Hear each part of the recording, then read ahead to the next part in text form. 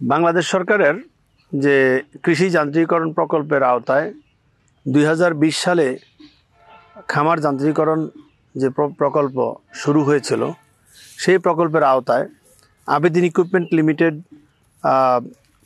Japanese কবুতা combine harvester কৃষকদের মধ্যে বিতরণ করেছে এই সাবসিডি প্রকল্পের একটা নিবন্ধিত কোম্পানি হিসাবে।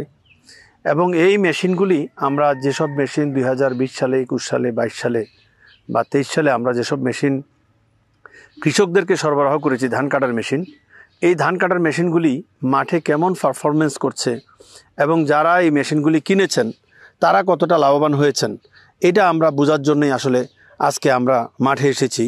এই জায়গাটার নাম কি ভাই একটু বলবেন? বাহুবল হাফিজপুর গ্রাম।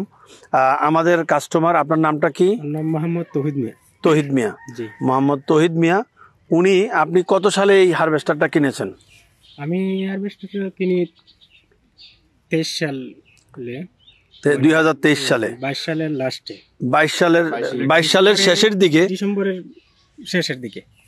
শেষের দিকে আপনি হারভেস্টারটা কিনেছেন। আমরা দেখছি উনি কবুতা প্রো 588 IG মডেলের একটি হারভেস্টার কিনেছেন 2022 সালের শেষের দিকে। আমরা দেখব ওনার এই হারভেস্টারটা কেমন আছে এখন। আমরা একটু যদি হারভেস্টারটা দেখাইতে চাই, এখানে আমরা দেখছি যে ক্রাউলারটা এখনও বেশ ভালো আছেন এবং উনি ক্রাউলার পরিবর্তন করতে হয়নি। আপনার গাড়ির ঘন্টা মিটার কত চলছে এখন? আমার গাড়ির ঘন্টা মিটার চলছে 1248 ঘন্টা উনি এই কম্বাইন হারভেস্টারটা চালিয়েছেন। তো আমরা দেখছি যে ওনার মেশিনের অবস্থাটা কেমন আছে। আপনার কি ইঞ্জিনে কোনো কাজ করতে হয়েছে ইতিমধ্যে? গিয়ার বক্সে কোনো কাজ করতে হয়েছে? তাহলে বড় ধরনের কোনো কাজ আপনার লাগেনি। নর্মাল চলাচলের জন্য যেসব চেইন, বেল্ট বা এসব জিনিসপত্র আপনার চেঞ্জ করতে হয়। আপনার মেশিনটা আমরা দেখছি যে খুবই ভালো আছে। এই মেশিনটা ভালো থাকার কারণটা কি? স্যার, আসলে গাড়ির পরিচর্যাটা হইলো সবচেয়ে বড় জিনিস। মেনটেন করা, যদি আমি ভালোভাবে চালাই, অভিজ্ঞতা নিয়ে যদি আমি গাড়িটা পরিচালনা করি, তা আশা করি আমার গাড়ি টেকসইটা আরো বেশি হবে। আচ্ছা, আপনি কি যেমন ধরুন আপনার বলা হয় যে কবুতা যে কম্বাইন হারভেস্টার বা কবুতা কোম্পানির গাড়ির পার্টসের দাম বেশি এবং এই কারণে অনেক গ্রাহক বাজারে লোকাল পার্টস ক্রয় করে। আপনি কি এই ধরনের পার্টস ক্রয় করেছেন? জি না, এটা আমার মত না। এটা আপনার মত না? কেন বলেন তো? ওই অরিজিনাল পার্টস আর কপি করা পার্টসের ডিফারেন্স থাকে। যখন এই পার্টসটা মানে কপিটার সাথে গিয়ে মিক্সিং হয়, এই সময় এই পার্টসটাই একটারে নষ্ট করে ফেলায়, কারণ দুটোটায় কাজ একসমান হয় না। আচ্ছা, তার মানে আপনার বক্তব্য হলো যে আপনি কপি করা পার্টস যদি লাগাইলেন, এই পার্টসটা অন্য পার্টসকে ক্ষতি করে ফেলে, ক্ষতি করে আরো এটা বড় ক্ষতি হয়, যেটা কাস্টমার বুঝতে পারে না। তো আপনি এই পর্যন্ত সবসময় অরিজিনাল পার্টস ব্যবহার করে আসছেন? জি স্যার, যা আমার পার্টস বেশি লাগে না, যেটুকু লাগে আমি অরিজিনাল পার্টস ছাড়া ব্যবহার করি না গাড়িতে। আচ্ছা, করি না। কৃষি কাজটা হলো সীমিত সময়ের জন্য যদি মাঠে আমি একদিনের জন্য বসে থাকি, তো অনেক লস আসে। কিন্তু আমি এই কারণে আমি গাড়িগুলো ইনটেক ব্যবহার করার জন্য আমি সবাইকে অনুরোধ করি। ওকে, তো আমাদের যারা এই কবুতা কম্বাইন হারভেস্টারের গ্রাহক, তাদের জন্যও বলছি, আমাদের এই ভাই যে উনি যেটা করেছেন, ওনার নিজের বুঝ থেকে উনি একটা জিনিস বুঝেছেন যে যদি বাজারের কপি পার্টস, যেটা কবুতা নাম দিয়া কুবুটু কিংবা আরো বিভিন্ন নাম দিয়া অবিকল দেখায় পার্টস, কিন্তু সেই পার্টস লাগালে ওনার বক্তব্য হলো যে আমি যে পার্টসটা ক্ষতিগ্রস্ত হয়েছে সেই পার্টসটার জায়গায় যদি একটা কপি পার্টস লাগাই, তাহলে ওই কপি পার্টসটা অন্য একটা ভালো পার্টসকে নষ্ট করে ফেলতে পারে এবং সেক্ষেত্রে আমার ক্ষতিটা ডাবল হবে।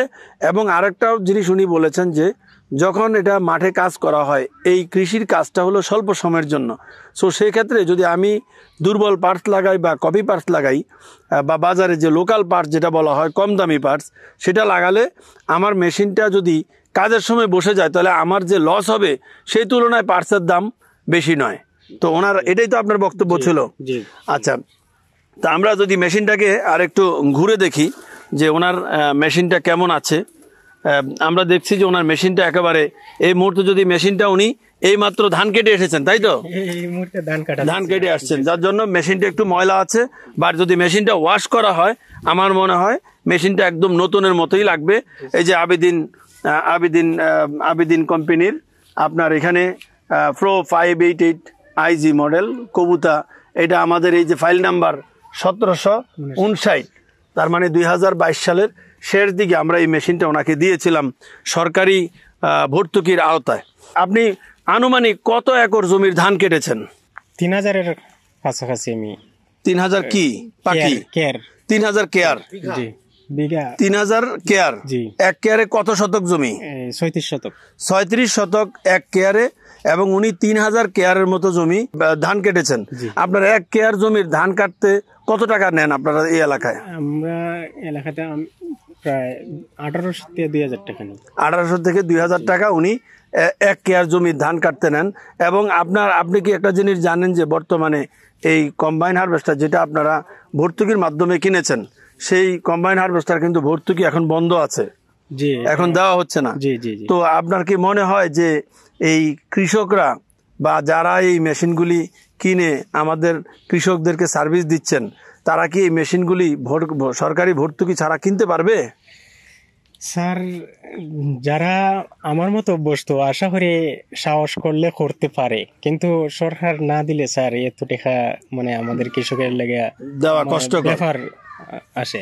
কারণ অনেক কৃষক আছে তো নিজে গাড়ি নিয়ে নিজে চালাইতে পারে না, কিন্তু অন্যরে দিয়া চালানোর কারণে অনেক ক্ষতিটাও বেশি হয়। কারণ আমার গাড়ি আমি চালাই, আমি জানি গাড়ির প্রবলেমটা আত্মীয় হইতে পারি কোনটা আইতাছে, সাথে সাথে কাজ করে নিলে এটা তাহে না, কিন্তু অন্যদের কাজ করাইলে প্রবলেম আসলেই হইব আইছে, কিন্তু আমরা প্রবলেম আসার আগেই সতর্ক করে রাখেন।